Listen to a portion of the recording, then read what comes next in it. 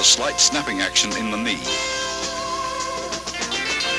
Kick direct, but never higher than the midsection. A cross stomp kick uses the sole of the foot to break the opponent's balance, allowing for follow-up hand strikes.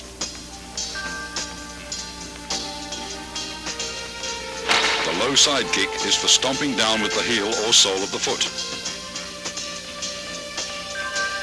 Master Wong employs a side kick to his opponent's inner thigh as a harassment.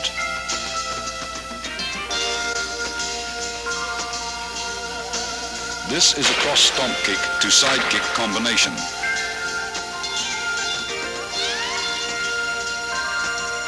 As the opponent evades the stomp kick, Master Wong follows up with a side kick to the midsection.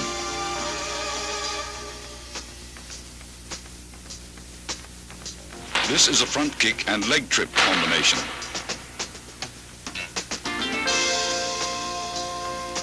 After his front kick is blocked, Master Wong follows the blocking force and uses his leg to trip the opponent.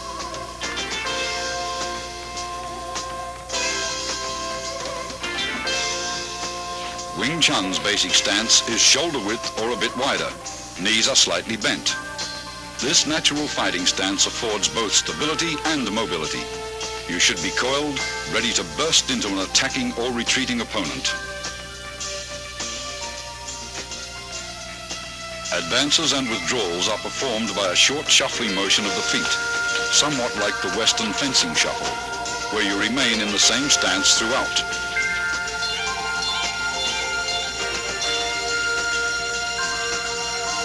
To advance, the front foot first steps forward about 6 inches, then the rear leg slides forward. To retreat, the rear leg steps backwards, then the front leg follows suit. When advancing, spring off the rear leg. When retreating, spring off the front leg.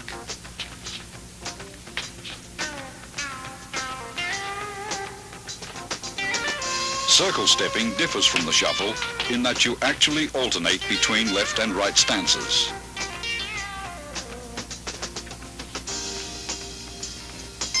To advance, your rear foot slides forward using a circular motion, while the other foot slides up into a natural stance position.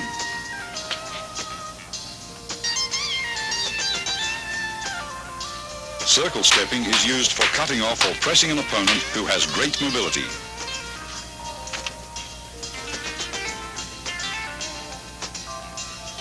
A wall bag filled with dried beans or sand is an essential training aid for developing power.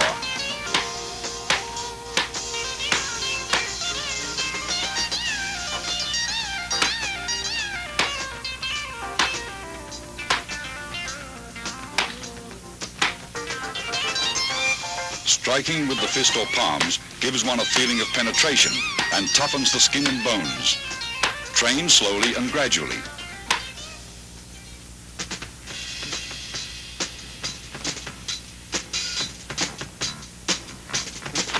Although most Kung Fu styles retain a considerable number of instructional forms, Wing Chun has only 3.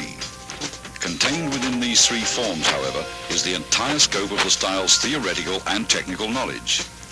The first form, which is being demonstrated here by Master Wong, is called Siu Nim Tao, or the Little Idea form. Most of these movements would seem so simple and lacking in either speed or power that a novice might well wonder what relationship, if at all, they bear to actual combat. Regardless of appearances, Siu Nim Tao is the foundation upon which the entire Wing Chun system was built.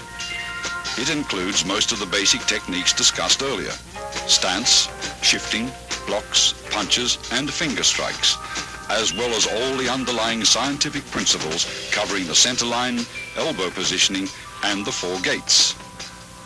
Performed slowly from a stationary stance, it permits the student to learn hand coordination on either side of the body. Before attempting to practice this form, first study carefully and thoroughly the previous section on Wing Chun's basic theories. Total familiarity with these all-important principles will greatly accelerate your learning process.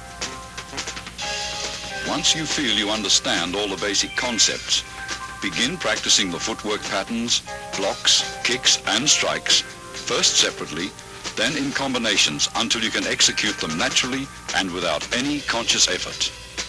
Now you are ready to learn Siu Nim Tao. To perform Siu Nim Tao correctly, you should practice a few movements at a time over and over until you feel comfortable with each motion. Continue on to the next set of movements only when you've absorbed completely the movements of the previous set. After having learned all the movements and in order to test your ability, try to run through the entire form in unison with Master Wong. If you succeed in accomplishing this without any hesitations or stops, proceed to the following sections on form applications. Remember, when practicing techniques with a partner, be careful not to injure him or her. Always exercise control. Once you've mastered the basic theories, basic techniques, Siu Nim Tao and its applications, you're ready to advance to the next stage, or Chi Sao.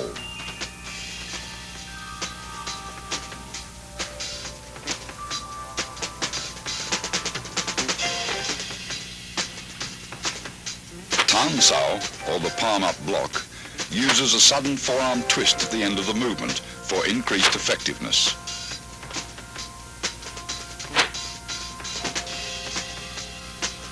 Tan Sao is combined with a simultaneous punch.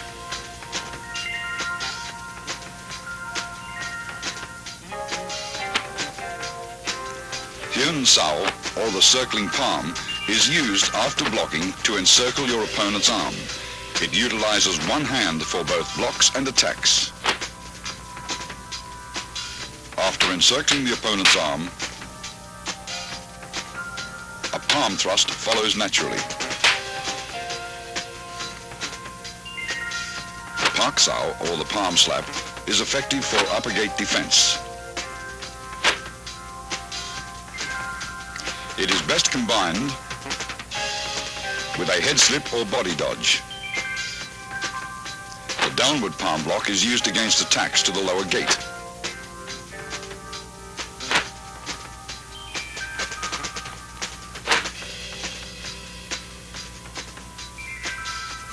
It defends against leg and knee kicks.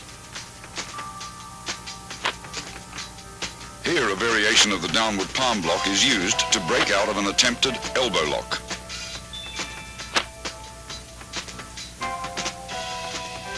A shoulder and forearm shrug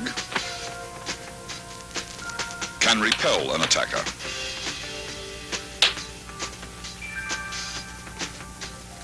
A double rear palm strike is used against attacks from the rear.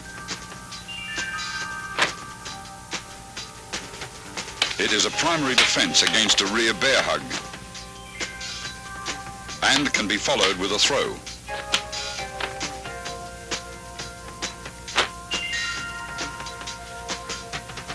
The double knife-edge chop can be adapted for practical application.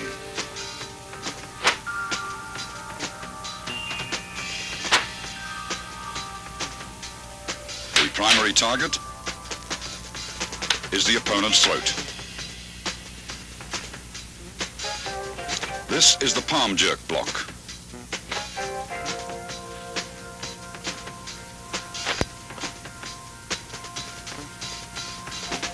A sudden jerk effectively destroys an opponent's balance. Here, a palm jerk block is followed immediately by an eye thrust with the same hand.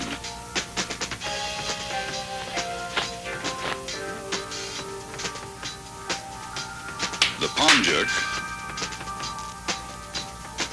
pulls the opponent into the strike. A high wrist block to low palm block demonstrates how both blocks and strikes can be done with the same arm. A punch may be immediately